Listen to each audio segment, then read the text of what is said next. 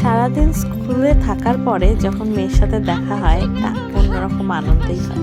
সারা রাস্তা স্কুল শুধু ওর কথাই ভাবতে থাকি। আর যখন ওর সাথে দেখা হয় ও খুব আনন্দ পায় আর আমি। তারপর আমরা ঘরে ফিরে রাতে আজকে বানাচ্ছি রাগির রুটি আর এদিকে বেগুন ভাজা।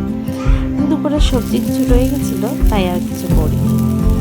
রাগির রুটিটা একটু মোটা হয়, খেতে একটু অন্যরকম হয় খেতে। সবারই প্রথমে ভালো লাগবে না, কিন্তু খুবই হেলদি আমাদের জন্য, বাচ্চাদের জন্য, আমাদের জন্য। তো আমাদের রাত্রের খাওয়া দাওয়ার পরে আমার মেয়ে এখন নাচতে শুরু করে দিয়েছে। আমি একটু নাচ শেখাচ্ছিলাম ওকে।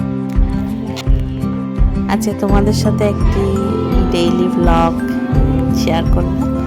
আবার দেখা হবে একটি নতুন ভিডিও নিয়ে। ততক্ষণের জন্য tata, bye bye, take care.